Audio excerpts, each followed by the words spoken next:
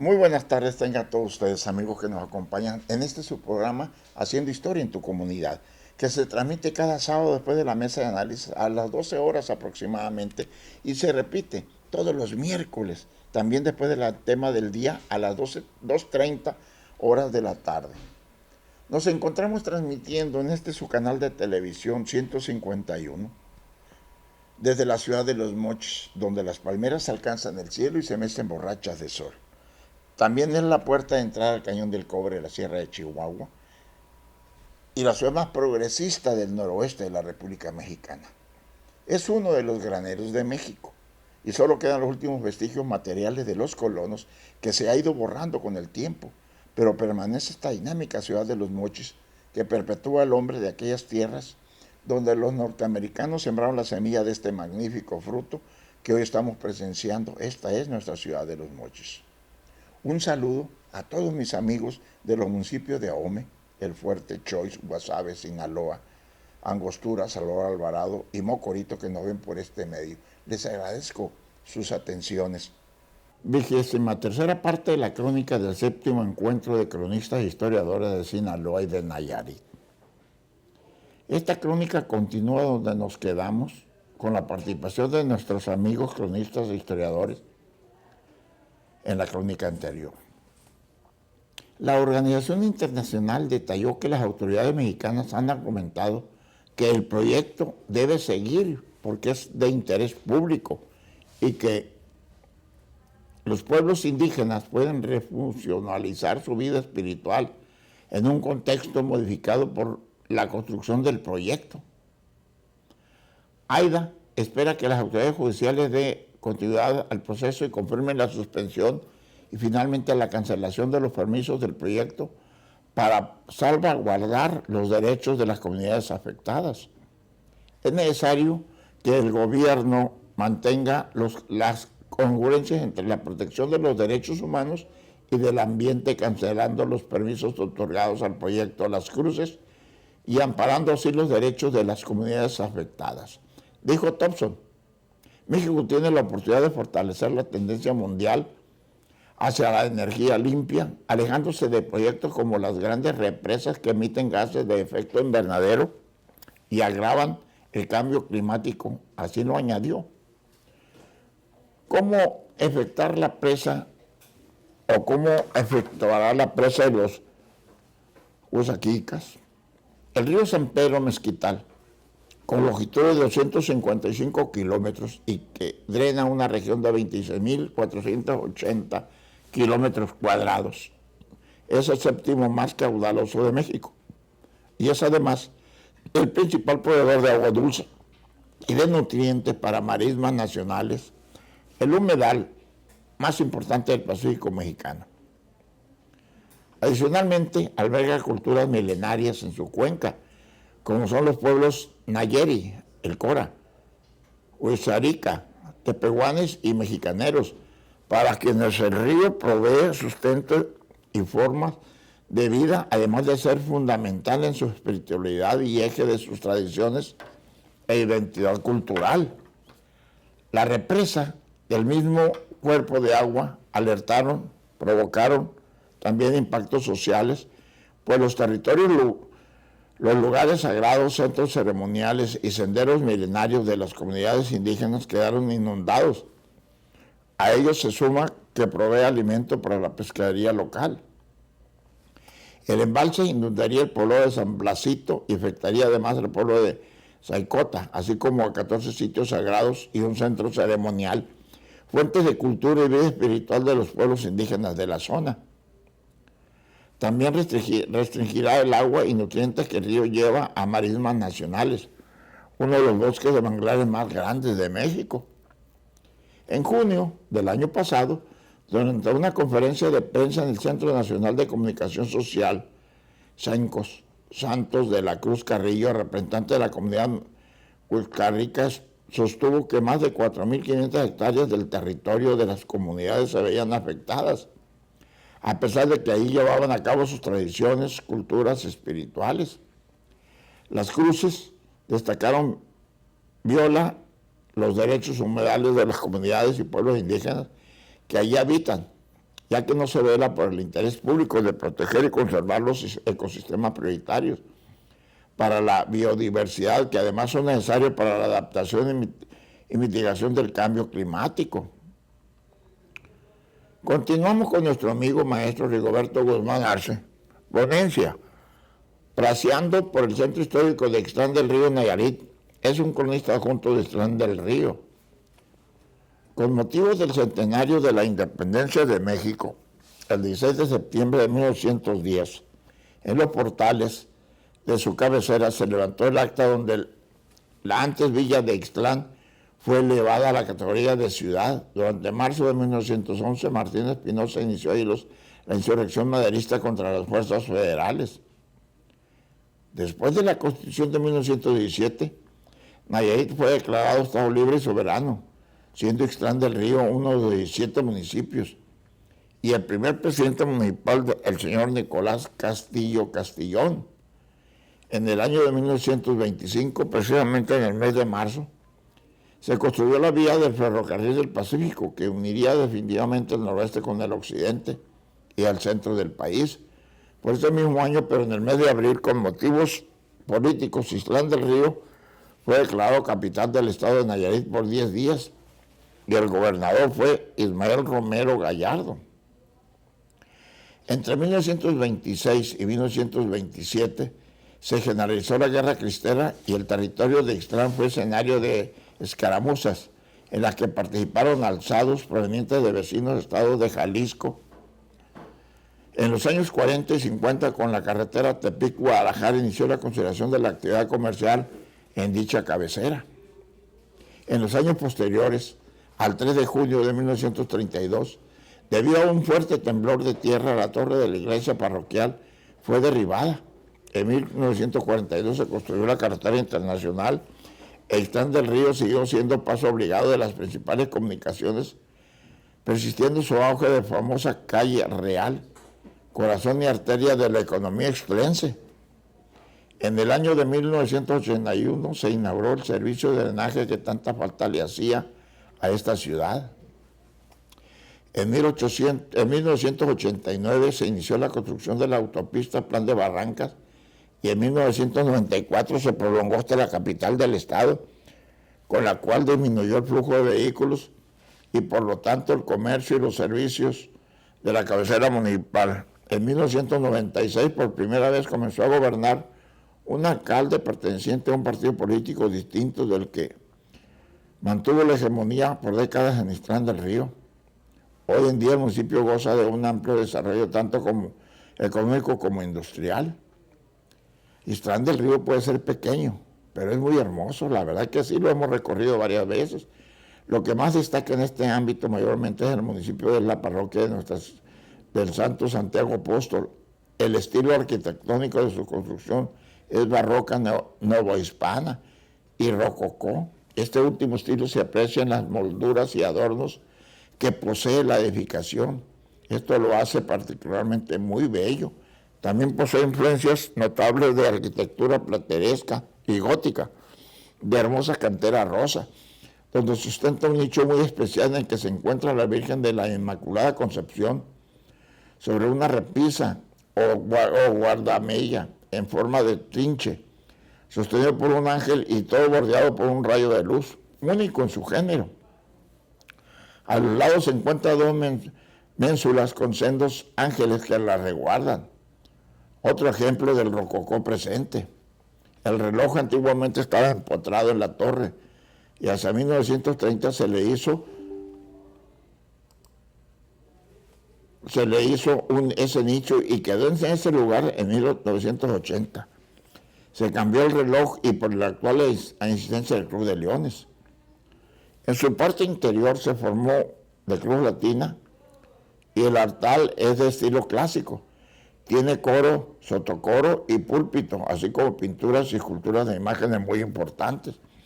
La cúpula no posee la misma antigüedad al resto de la estructura debido a que durante un terremoto a inicio del siglo XX causó que se destruyera casi en su totalidad y se reemplazó por la actual, hecha a imagen de la Catedral Metropolitana de la Ciudad de México.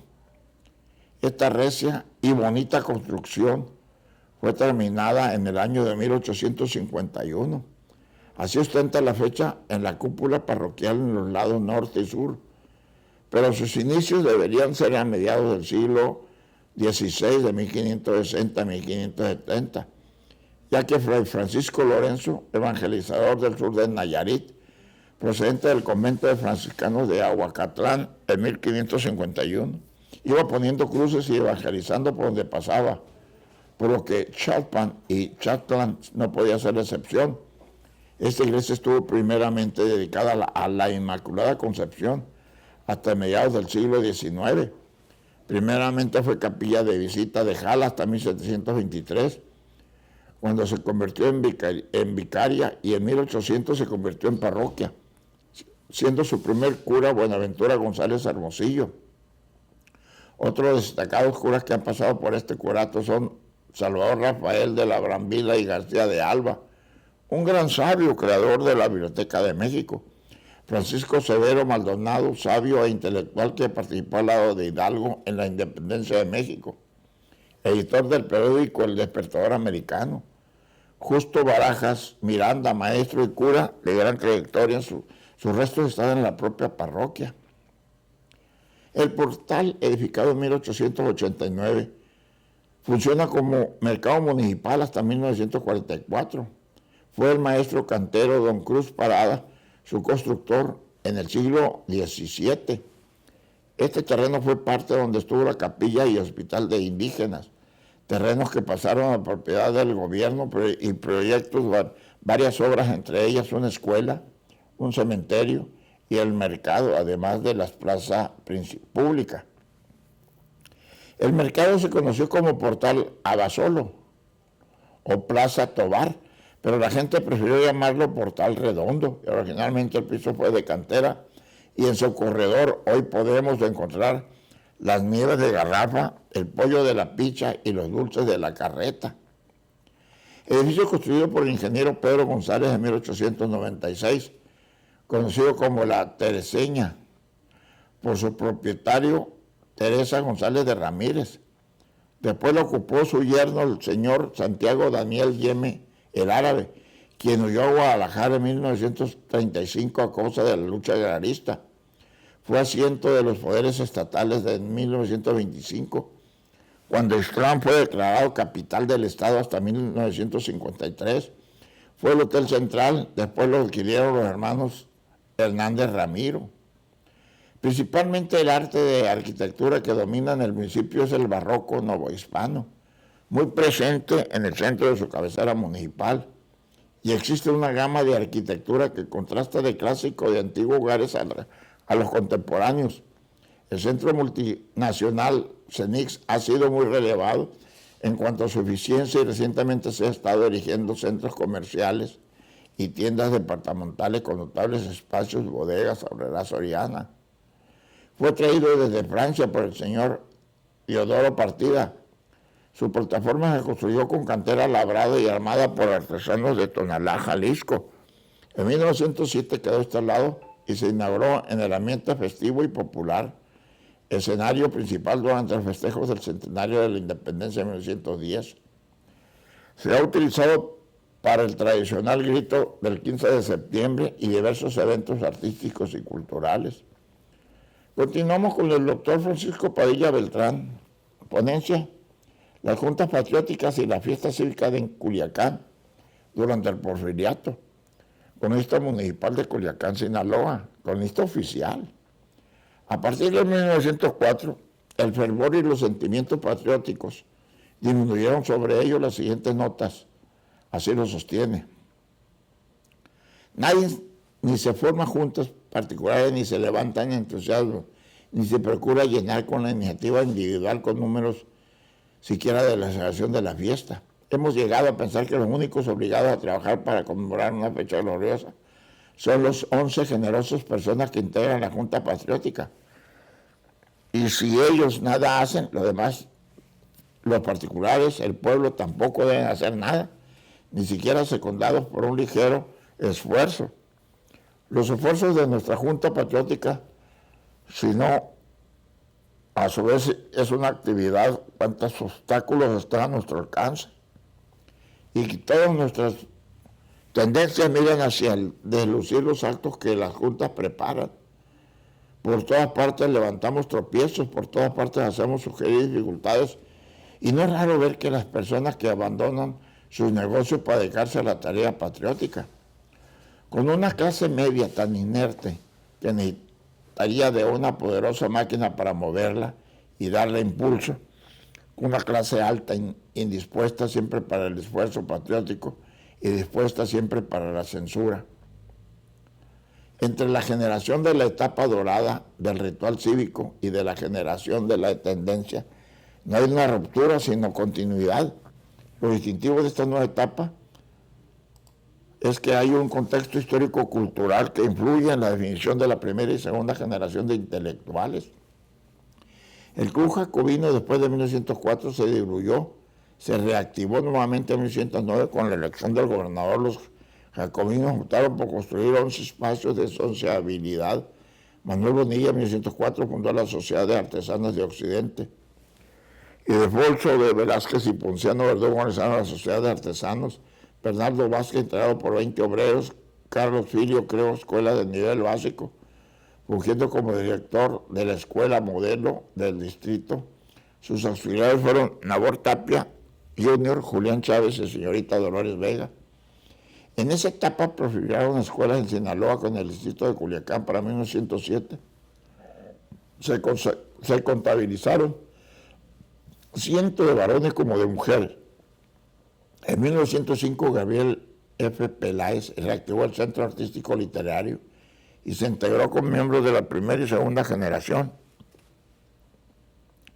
La primera y la segunda generación compartían el fervor por la organización y la realización de las festividades patrias. Sin embargo, al principio del siglo XX, al interior de ambas generaciones se fueron gestando corrientes disidentes, políticas que cuestionaron al gobierno cañadista.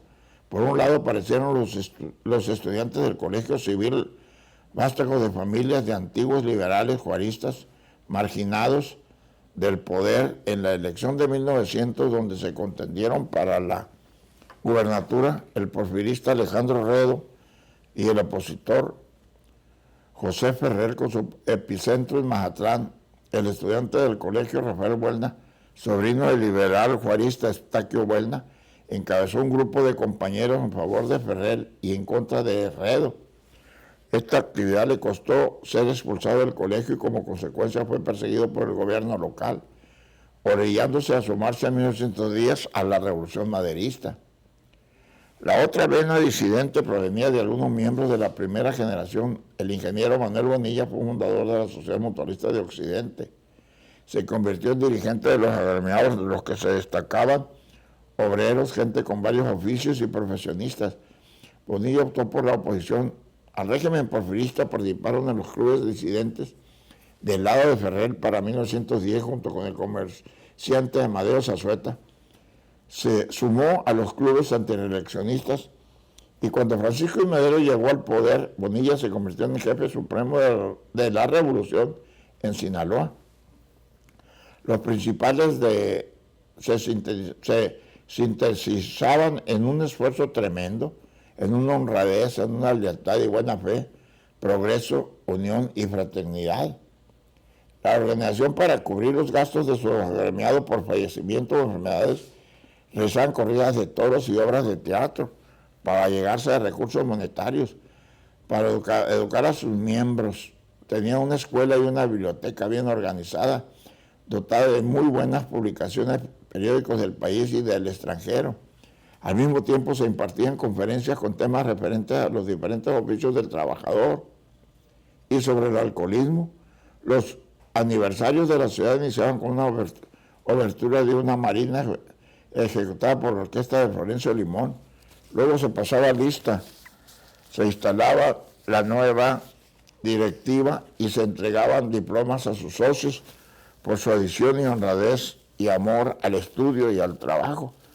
En 1907, agremiados distinguidos recibieron diplomas con letras de oro y artísticas alegorías con las siguientes leyendas. Para 1904, Cumpliendo Unidos y Progreso, y en 1907. Hay dos elementos que destacan en dos corrientes contrarias al régimen cañedista. El primero tiene que ver con la familia Buelna. Rafael y su generación experimentaron en 1900 el desafío que lanzó su tío Estalquio, quien contendió por la gobernatura contra Cañedo, lo cual provocó que este último mostrara enojo hasta cuando el primero murió en 1907. El segundo se refiere a la sociedad mutualista, encabezada por Bonilla, quien imprimió a sus agremiados estudio y lectura. Además se habían educado en la Unión Americana, donde seguramente se nutrió de ideas progresistas. En Culiacán, Sinaloa, los festejos cívicos de los días 15 y 16 de septiembre de 1888, inscritos dentro de la era moderna, fueron organizados por la Junta Patriótica, que diseñó un programa de actividades cívicas. El día 15 inició con salvas, fuegos artificiales, repiques y vuelos de campanas, silbatos de las máquinas de vapor de las fábricas, el Coloso, Casa de Monedas, empresa de agua y locomotora del ferrocarril. La Plaza de Armas y Rosales, los edificios comerciales, la fachada del Palacio de Gobierno, la Casa de Monedas, cuarteles del Quinto Regimiento y algunas casas particulares fueron adornadas con banderas y faroles de múltiples colores. El pabellón nacional se izó en los edificios del gobierno estatal de la Federación. En las calles del centro se realizaron una procesión integrada por funcionarios, corporaciones, gremios con estandartes, jefes y oficinas, oficiales del Quinto Regimiento, alumnos del Colegio Rosales y escuelas municipales y pueblo en general. El punto de llegada fue la Plaza Rosales, lugar donde el teniente coronel Francisco Ramírez y el doctor Pablo M. Parra pronunciaron la oración cívica. El presidente municipal leyó acta de independencia y el gobernador Mariano Martínez de Castro terminó victoriando a los héroes nacionales de 1810. Para el 16 de septiembre se replicó una nueva procesión y pronunciaron un discurso. Los oradores Ignacio M. Gastelum y el estudiante José María Pastor. El presidente de la Junta Patriótica entregó como obsequio 50 pesos a una señora que era contemporánea de Hidalgo y que se dice haber sido bautizada por aquel gran caudillo. Desfilaron carros alegóricos, unos conducidos por 11 niños, niñas, y otros repartían actas de la independencia. El ritual cerró con una serenata en la Plaza de Armas, donde asistieron a diferentes clases sociales. La celebración del Día de la Independencia tenía dos significados. Primero, el poder porfirista comenzaba a utilizar medios espectaculares para señalar su asunción en la historia, conmemoraciones, exponer los valores que exaltaban a las manifestaciones y afirmar su energía, ejecuciones. Segundo, mostrar los logros de la modernidad como el ferrocarril, la industria, la paz, el orden, la educación y las clases sociales que se definieron en los teatros y los rituales cívicos. Esta tesis se confirmó en 1891, cuando en la Ciudad de México, como en Culiacán, las multitudes inundaron las calles y las plazas en la capital sinaloense. El 15 y 16 de septiembre fue el pretexto para hacer coincidir el fervor patriótico con la inauguración de la Escuela Miguel Hidalgo. En lo que respecta al ritual cívico, las autoridades, los empleados y los alumnos del Colegio Rosales realizaron una procesión que partió del Palacio de Gobierno y terminó en la Plaza Rosales, lugar donde victoriaron a los héroes de la patria, y la banda del Estado tocó la apertura náhuatl en honor a la nación. El 16 hubo cabalgata, se leyó el acta de independencia y en la Plaza de Armas se ofreció un baile a los artesanos de la ciudad, mientras que la élite celebraba en los casinos y en los teatros. Continuamos con el profesor Sergio Damián Sartigas Montes, ponencia El mariachi tradicional en Nayarit, su génesis y desarrollo. Él es cronista adjunto de Tepic, Nayarit. El mariachi, expresión musical de raíz afrodescendiente e indígena, símbolo de identidad mestiza. En su invención musical destacan las aportaciones de los pueblos indígenas Cora, Huixarica, Nahua, Huichol y Purépecha, además de las poblaciones afromestizas. Los mariachis indígenas interpretaban su música en danzas tradicionales y en las variadas repertorios que exponían entre sones de corte, de danza, minutes y puertorricos, abajeños y los géneros de carácter social. El mariachi, una de las expresiones culturales y musicales más representativas de México, fue declarado obra maestra del patrimonio cultural inmaterial de la humanidad en el año del 2011 por la UNESCO, y el 21 de enero quedó instituido como el Día del Mariachi, símbolo de identidad mexicana y herencia del mestizaje. Está compuesto por un grupo de intérpretes que ejecutan diversos géneros de música popular y tradicional, desde jarabes y sones hasta boleros y canciones de moda, con temas que se refieren principalmente al amor, la tierra, a la mujer, entre otros.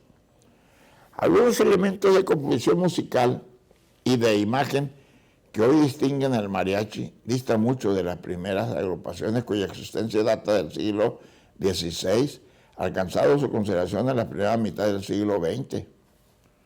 De sus orígenes, los mariachis estaban conformados con músicos de cuerda, violín, vihuela, guitarra, arpa, guitarrón de golpe, conocido como tololoche, y en algunos lugares tambora. En el siglo XX se hicieron reemplazos o adiciones de instrumentos. El más notorio fue la trompeta, adoptada por agrupaciones comerciales a partir de los años 40. Además de su desarrollo en el medio rural y campesino mestizo, en su invención destacan las aportaciones de los pueblos indígenas Cora, Huizarica, Náhuatl, Huichol y Purépecha, quienes contribuyeron a su diversificación de la región occidente de nuestro país, Nayarit, Jalisco, Colima, Michoacán y Zacatecas, cuna del género. El mariachi erróneamente se ha concebido como un fenómeno cultural exclusivo de la identidad mestiza. Así lo escribe el etnomusicólogo J. Arturo Chamorro Escalante en su libro Mariachi antiguo, jarabe y son, símbolos compartidos y tradiciones musicales en las identidades jaliscienses. Pero saben ustedes que esta crónica continuará con nuestro compañero cronista e historiador donde nos quedamos. Muchísimas gracias por su atención. Nos vemos el próximo sábado.